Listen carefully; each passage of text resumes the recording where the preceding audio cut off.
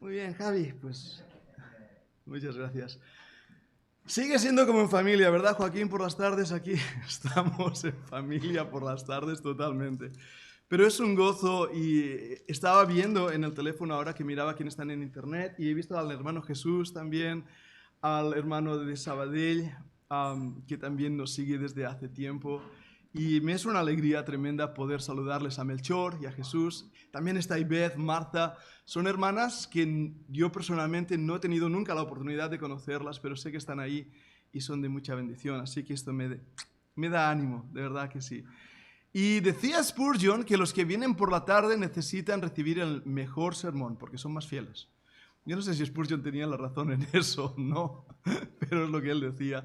Pero sí que deseo que el Señor nos bendiga en nuestro estudio de Apocalipsis, que estamos estudiando Apocalipsis. Y vamos hoy a continuar en el capítulo 11. Hemos estado viendo ya por varias semanas este precioso y tremendo libro de Apocalipsis. Y yo sé que el Señor nos va a hablarnos a nuestro corazón.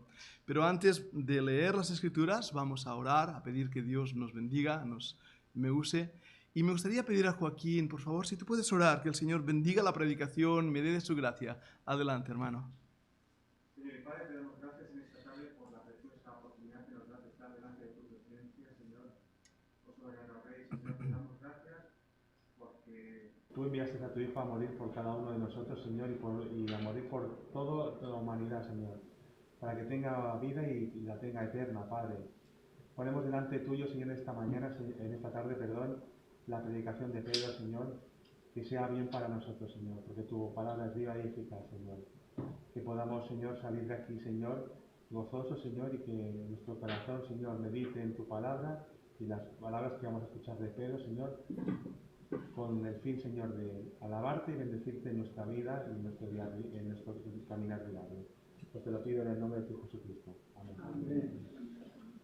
Vamos a Apocalipsis capítulo 11 y empezaremos la lectura en el versículo 14. Es donde terminamos la semana pasada, Apocalipsis 11 y versículo 14.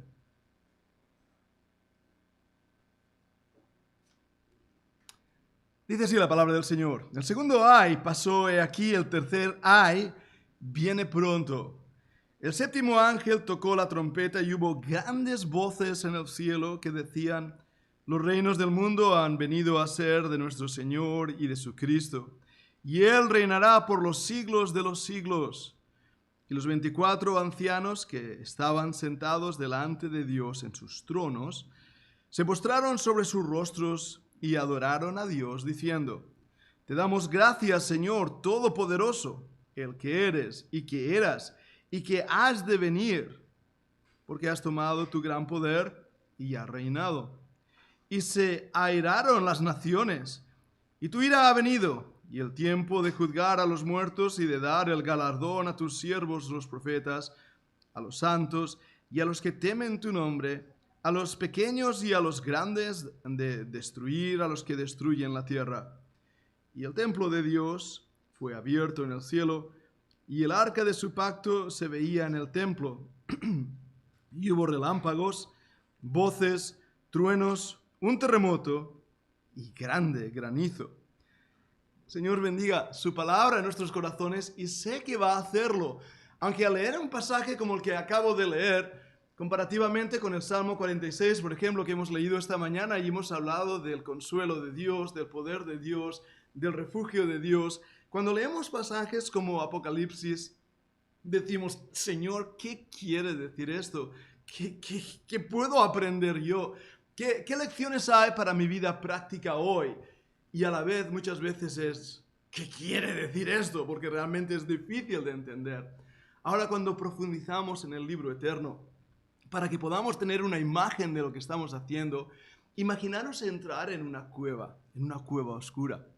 Rosa y yo estuvimos en el estado de Carolina del Norte, en un lugar bastante curioso. Se trataba así de una cueva oscura, de un túnel muy oscuro, que de hecho bajaban con una especie de medio grúa directamente hacia el fondo. Era muy, muy aterrador. Pero ese lugar era una mina de oro encontrada en Carolina del Norte, una de las más grandes de los Estados Unidos, y la persona que lo encontró en los 1800, si bien recuerdo, encontraron el oro en la superficie y de hecho la historia nos dice que la mujer vio una piedra bonita, grandota, brillante, la agarró ahí en su terreno y la utilizó para aguantar la puerta. Una piedra bonita y estaba bien ahí, así el viento no cerraba la puerta. De repente recibió la visita de alguien que vio esa piedra ahí y dijo: esto es oro, ¿dónde has encontrado esta piedra? Y dijo: ahí fuera, en el patio. Así que salieron al patio, tenían un gran terreno, eran granjeros, y ahí en el patio empezaron a cavar y más y más y más. Y cuando visitamos ese lugar, en la superficie alrededor de la casa, veías grandes agujeros que habían hecho y en la superficie habían encontrado grandes pepitas de oro. Pero después tuvieron que bajar más y más y más. Y como he dicho, es una de las mayores minas de oro en Estados Unidos. Ahora, ¿por qué hago esta introducción? Porque el libro de Apocalipsis es como entrar en esa cueva oscura. Es muy difícil de ver. Al principio la oscuridad lo llena todo. Pero ahí dentro de esa cueva oscura de profecías, alegorías, tipos y imágenes, hay una gran mina de oro. Mina de oro para el creyente hoy. Y hemos estado viendo algunas de estas cosas ya a partir del primer capítulo hasta el capítulo 11. Y en el tiempo profético veíamos cómo esto tiene que acontecer. O sea que estamos leyendo historia futura.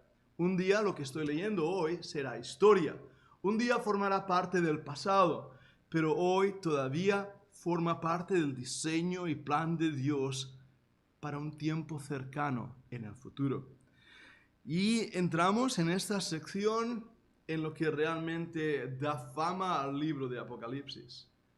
La zona oscura. El momento de esas profecías que dan miedo. Profecías que se utilizan para hablar de la profecía apocalíptica.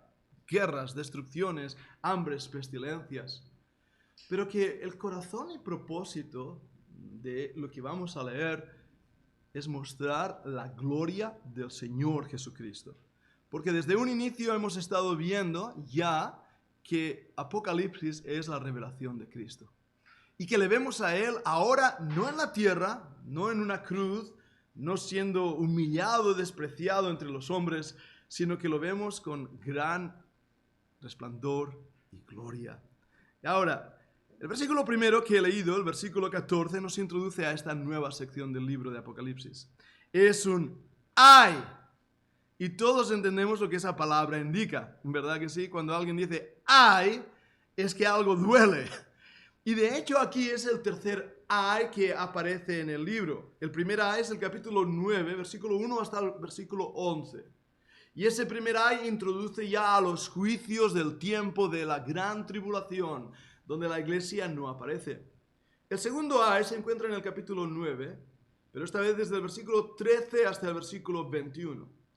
Y en esa sección, ese segundo ay, da una vez más una nueva introducción a un paréntesis incluido, donde por un momento dejamos atrás la visión en la tierra y la centramos ahora en el cielo. Pero es aquí, una vez hemos visto los dos testigos y cómo estos dos testigos son muertos por causa de Cristo, que nuestros ojos vuelven a centrarse en el juicio venidero y en las glorias eternas. Y este tercer ay va a introducir las 7 trompetas últimas del Apocalipsis. Cada uno de los ayes introduce una serie de juicios. Este es el último y tercer ay. Introduce 7 trompetas. Y vamos a ver aquí en el versículo 15 cuando suena la primera trompeta. Dice así: el séptimo ángel tocó la trompeta y hubo grandes voces en el cielo. Ahora, debo parar ahí un momento. Porque ya hemos venido diciendo, como el libro de Apocalipsis, que es de difícil interpretación, ha dado pie para discusiones a lo largo de los años. Sobre todo aquellos que ya tienen una presuposición dada y que leen la Biblia con ciertas gafas puestas y que ponen cierto color en la Biblia. Y hemos venido diciendo como si crees en la alegoría y crees que todo esto forma parte simplemente de algo simbólico, entonces vas a interpretarlo de una manera. Si por otro lado interpretas que esto forma parte del pasado en el tiempo de las grandes persecuciones de Diocleciano, vas a interpretarlo de otra manera.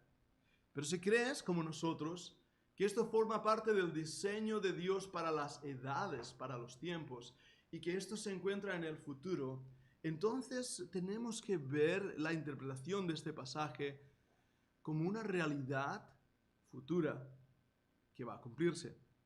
Y en ese aspecto intentar buscar el sentido de las trompetas en la Biblia y ver a qué se refieren, porque cuando leemos la palabra trompeta, a veces es interesante darnos cuenta que hay dos tipos de trompeta en la Biblia. El shofar era simplemente un cuerno de carnero. Una vez lo traje aquí a la iglesia y los hice sonar. Y no lo he traído esta tarde, lo he guardado porque eso suena horrible cuando los haces sonar. Es un ruido estridente, fuerte, pero es la trompeta mencionada en la Biblia, shofar. Pero hay otro tipo de trompeta, es la trompeta de plata utilizada en el templo, llamando a la adoración a los hombres, invitándoles a que vengan a adorar a Dios. De hecho, en Israel hoy en día puedes ver una piedra enorme con una inscripción en hebreo que pone el lugar de la trompeta. Y esa inscripción recuerda dónde se encontraba el templo en los tiempos del Señor Jesucristo, invitando a las personas a que se reunieran. Ahí se colocaba un trompetista, llamando a las personas a que se reunieran para adorar a Dios.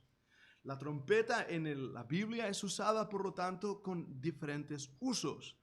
Uno de ellos era la adoración a Dios, pero también era la llamada a la guerra y, por último, el significado de la profecía. Igual que un buhonero de nuestros días que cuando entraba en el pueblo tocaba una especie de corneta, seguro que lo habéis escuchado, el cornetín llamando el buhonero, y así avisaba a los vecinos que salieran. El profeta tocaba el shofar y de esta manera avisaba al pueblo: oíd el oráculo divino, Dios va a hablar, así dice el Señor. Y el shofar era un llamado a escuchar la profecía, los juicios de Dios. Ahora, habiendo hecho ese paralelismo, recordad lo que habla en Tesalonicenses, cuando el pasaje nos recuerda que Dios va a venir a buscar a su iglesia y nos habla del rapto de la iglesia. Y utiliza ahí las palabras a la final trompeta, porque será tocada la trompeta de Dios y los muertos resucitarán primero. Y nosotros en nuestra interpretación bíblica creemos que esa trompeta es la trompeta que va a unir a las huestes de los santos, de los creyentes, y nos va a llevar al cielo en el rapto. Y cuando uno lee ese pasaje, hay una terminología militar extraordinaria, porque incluso habla de compañías, es decir, primero los que están muertos resucitarán primero, luego nosotros, los que vivimos, los que habremos quedado hasta la venida del Señor, seremos arrebatados para estar con Él en el aire. Y esa palabra, la final trompeta, es el uso de la trompeta en la Biblia para el combate, para llamar a los ejércitos en formación. Ahora, la palabra que aparece aquí, el séptimo ángel tocó la trompeta, no es para la adoración, no es tampoco para la congregación de los santos, sino para el anuncio de los juicios de Dios. Y hay un dato más que os doy. Aquellos que creen que esta trompeta aquí mencionada es la trompeta del rapto, se equivocan en su interpretación en un punto fundamental. Mientras que la trompeta del rapto, esa última trompeta, acontece en un instante, en un abrir y cerrar de los ojos, es un toque de trompeta y marcha. Esta trompeta anuncia una serie de juicios prolongados en el tiempo. Y eso nos hace ver que no es la misma trompeta. Pero sigamos avanzando, porque hay más que descubrir en este pasaje. La trompeta sonó y hubo grandes voces en el cielo que decían: los reinos del mundo han venido a ser de nuestro Señor y de su Cristo, y Él reinará por los siglos de los siglos. Y debo parar ahí por un momento, porque este pasaje, como digo, esta trompeta, anuncia algo extraordinario. El reino del Mesías aquí en la tierra. Y una vez más entro en interpretación bíblica. Nosotros sabemos, por la palabra de Dios, que es necesario que el Mesías reine. Y esto está revelado ya en el Antiguo Testamento. No voy a ir a los versículos, debido también al tiempo, quiero avanzar, pero si estáis tomando apuntes o lo estáis viendo ahí en YouTube, os invito a que escuchéis pasajes como Isaías 32, 1 al 7, en el libro de Isaías, o el capítulo 33, 17 al 22, o en Ezequiel, capítulos 21 al 26, o también en Daniel, un libro profético extraordinario, Daniel 2:35, versículo 44, capítulo 7, versículo 14, capítulo 7, versículo 26 y 27, o el libro de Miqueas, capítulos 4, 1 al 5, o el mismo libro de Zacarías, capítulo 14, versículos 8 al 9. Fijaros si he mencionado citas. Todas ellas hablan que el Mesías iba a reinar. Y cuando estudiamos estos pasajes, vemos que los profetas de antaño tenían un conflicto en ellos mismos, porque veían los sufrimientos del Mesías. Isaías los vio cuando en el capítulo 53 nos habla del Mesías sufriente, y más adelante nos habla del Mesías glorificado. Y así muchos de los profetas, aún en versículos, en un solo versículo, nos habla del Mesías sufriente y el Mesías glorificado. Algunos le han llamado las montañas de los profetas.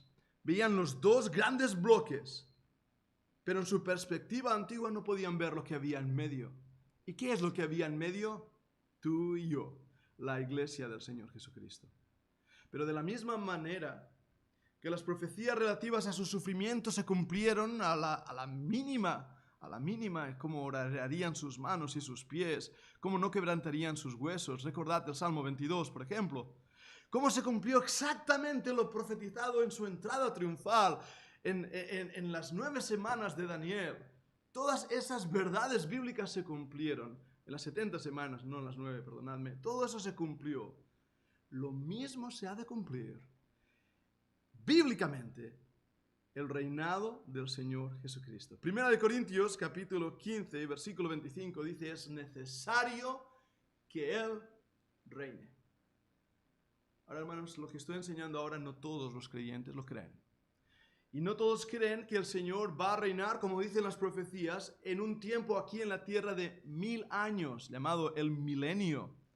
Y que Él reinará con vara de hierro, con poder y con gran gloria. Someterá a las naciones bajo su control y su poder. Será una teocracia, un gobierno divino, establecido por aquel que era el Cordero de Dios, que quita el pecado del mundo, pero que ahora se ha convertido en el Cordero airado, el Cordero de la ira.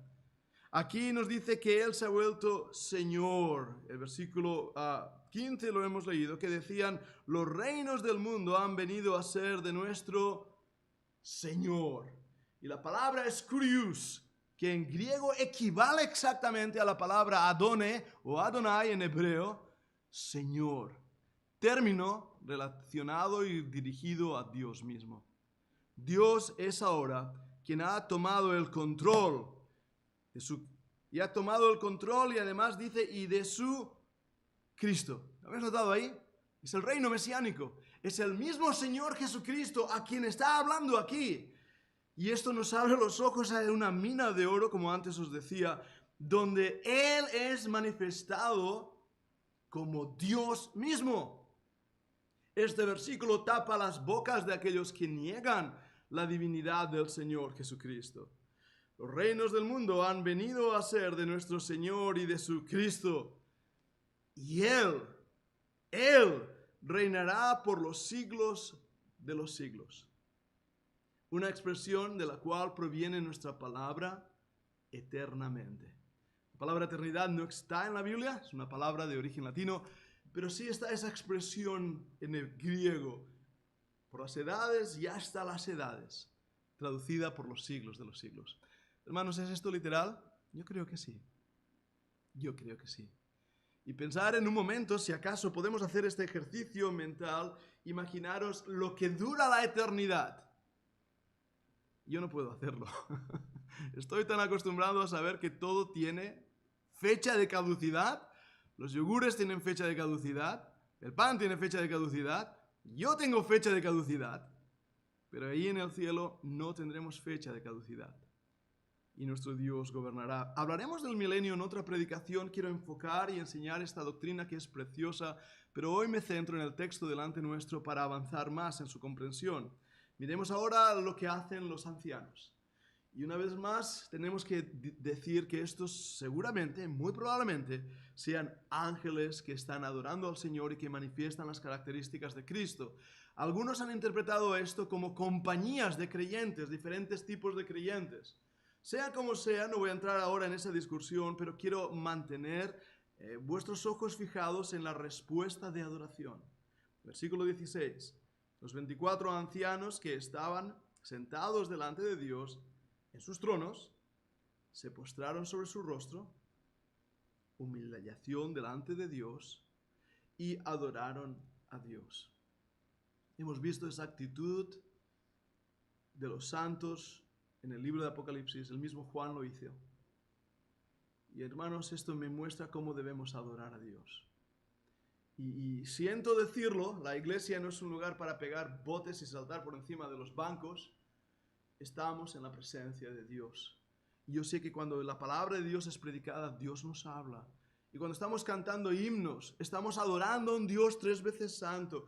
Y nuestra adoración debe fluir desde la humillación de nuestro corazón, cubriendo nuestros rostros, metafóricamente hablando, buscando al Señor y dándonos cuenta a quién nos hemos acercado.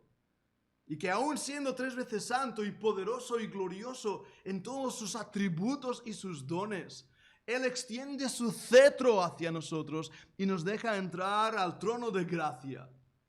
Ahora, unámonos a lo que decían estos 4 seres vivientes. El versículo 17, no los 4 seres vivientes, los 24 ancianos. El versículo 17, diciendo, te damos gracias, Señor, Dios Todopoderoso, el que eres y que eras y has de venir.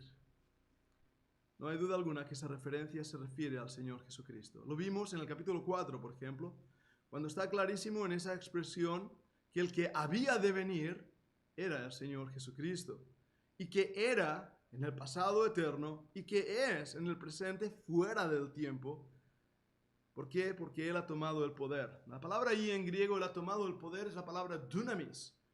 Es una palabra diferente también a otra palabra que aparece que implica autoridad. Aquí no está hablando solamente de autoridad, sino más bien de soberanía.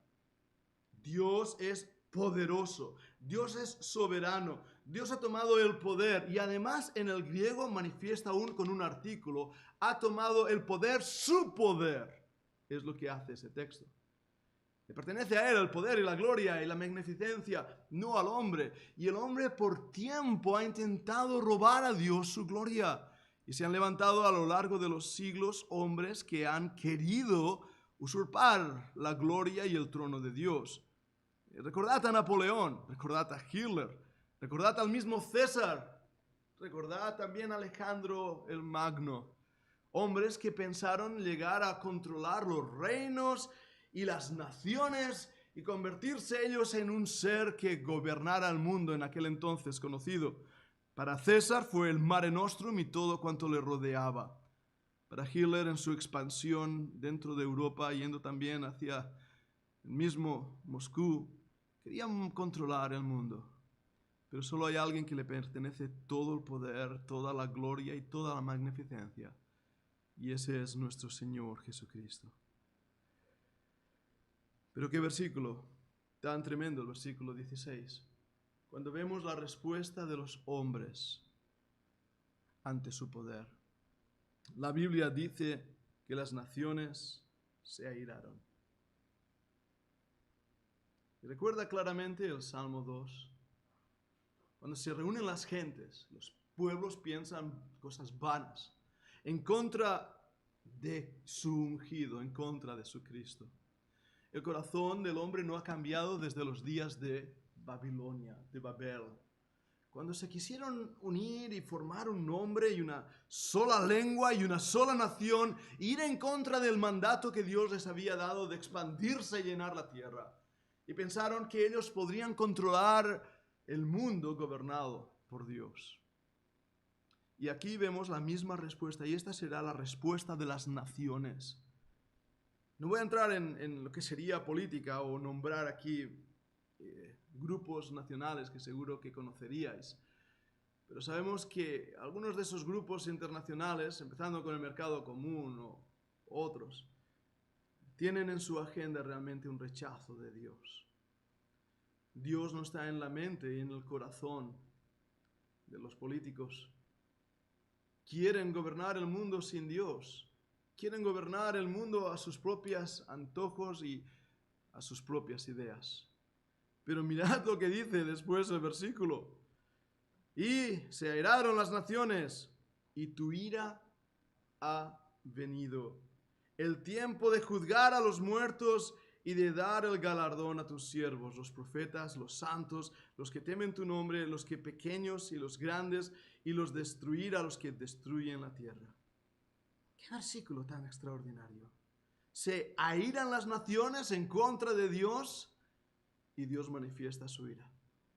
Como en aquel versículo del Antiguo Testamento que le preguntan a Dios mismo: ¿de dónde vienes? De Bozra. ¿Y por qué son rojas tus vestidos? Y él responde: porque he pisado en el lagar de mi ira y nadie fue conmigo. Terrible cosa es caer en las manos del Dios vivo. Nuestro Dios es fuego consumidor. El infierno no es una idea para asustar a niños pequeños que se portan mal. Es una realidad tremenda que debe realmente hacer sacudir nuestra propia vida para que nos demos cuenta que todo hombre, toda mujer un día estará ante la misma presencia de Dios y tendrá que dar cuenta. Hermanos, la ira del Cordero se acerca y va a cumplirse. A diferencia de nuestra ira, que somos como explosiones sin control, la ira de Dios es una ira poderosa. Y una vez más, volviendo al griego, encontramos dos palabras para ira. Zumos, me hace recordar al líquido que bebemos, o zumios, es una ira explosiva. Y otra palabra utilizada, ergoe, es una ira lenta. Dios manifiesta su ira contra todos los que se oponen, pero a la vez Él tiene paciencia, amor y misericordia con los que se arrepienten. Y por eso aquí nos da en este versículo el hecho que sí, Dios también va a dar el galardón. Creemos aquí que están resumidos tanto los santos del Antiguo Testamento, los que creyeron antes, mucho antes de la venida del Señor Jesucristo, y de los que creerán después. Y aquí vemos que Él ya está dando los galardones a todos ellos. Y por eso, una vez más, nos apoyamos en este versículo para decir que aquí no se encuentran en este momento de la historia futura la iglesia ni los santos, sino que el juicio cae sobre las naciones que han manifestado su ira. Hay un dato interesante y tal vez nos haga crear una sonrisa en nuestros labios cuando leemos también que Él va a juzgar a los que destruyen la tierra. ¿Lo habéis leído? Creo que este sería un buen versículo para los verdes, aquellos que les gusta defender los animalistas, por ejemplo, pero tienen un punto importante que decir.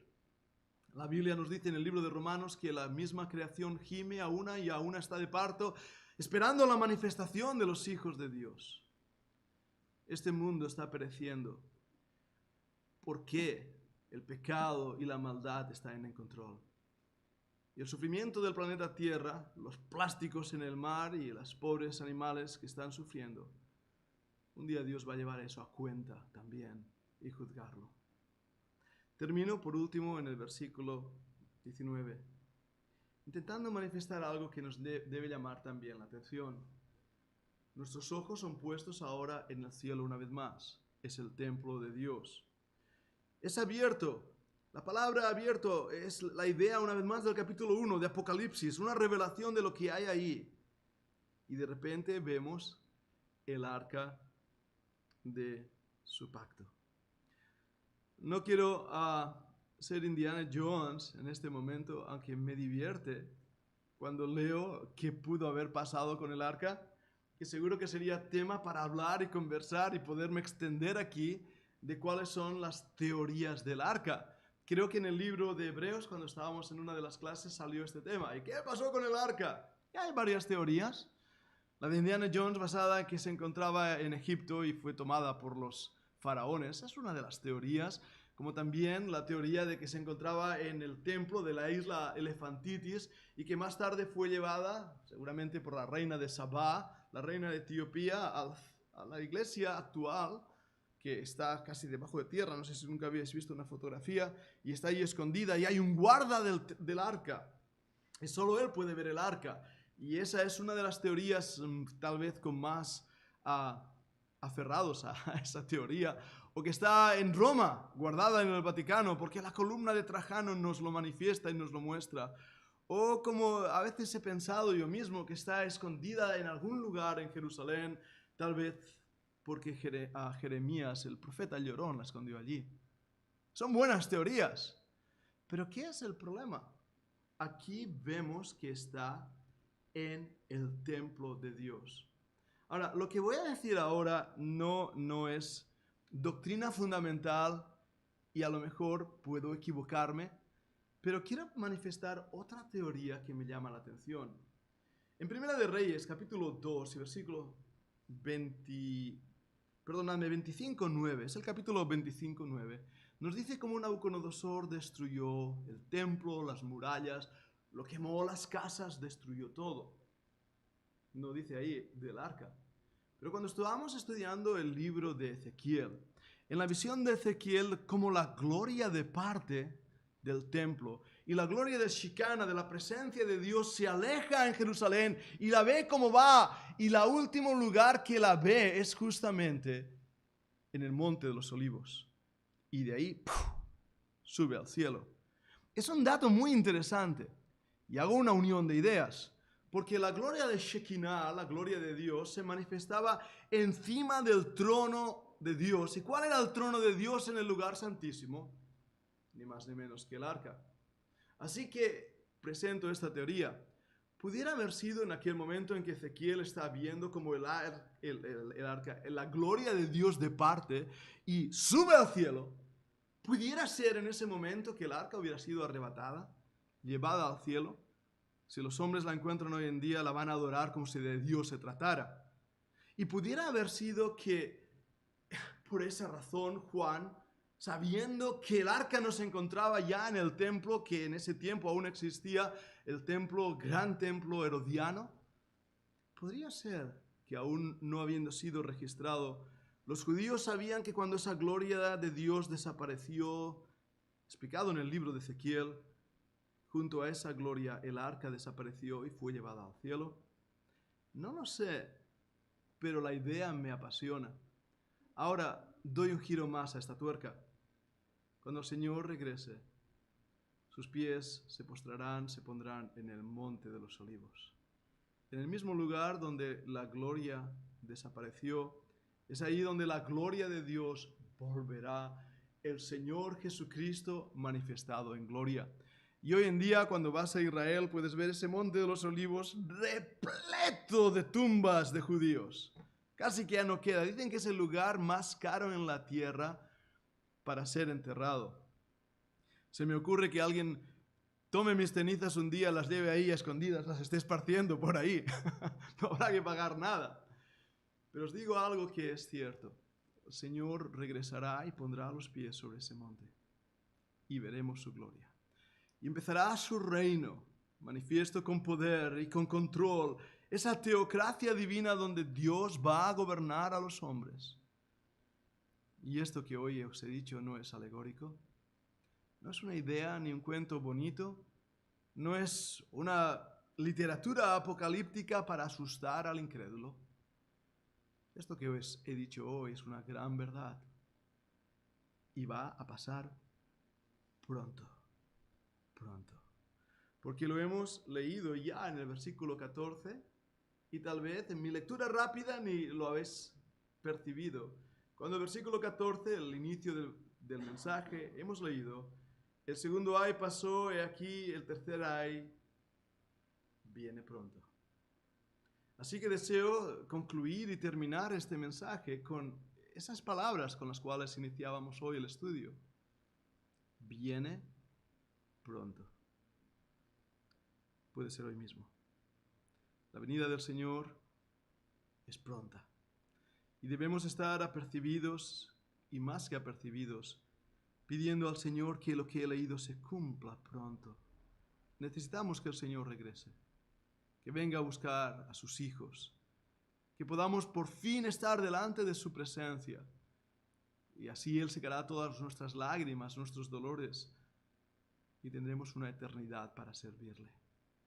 Esta es la mina de oro que había aquí, y deseo que el oro que hoy hemos sacado de la tierra oscura sea realmente de beneficio espiritual para nuestra alma. Vamos a orar. Señor amado y Padre celestial, gracias por este estudio en el libro de Apocalipsis, al cual entramos con temor y reverencia porque no queremos equivocarnos y dar una falsa esperanza, pero tampoco queremos negar aquello que creemos va a acontecer. Te pido que los pensamientos que hemos compartido sean de bendición, beneficio espiritual para todos los oyentes, pues te lo pedimos, Padre, en el nombre de Jesucristo. Amén. Hermano Javi, vamos a cantar un himno y de esta manera terminar el culto en esta tarde.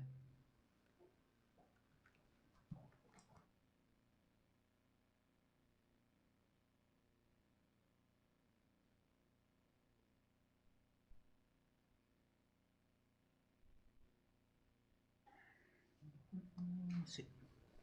Y para no perder las buenas costumbres nos vamos a poner de pie.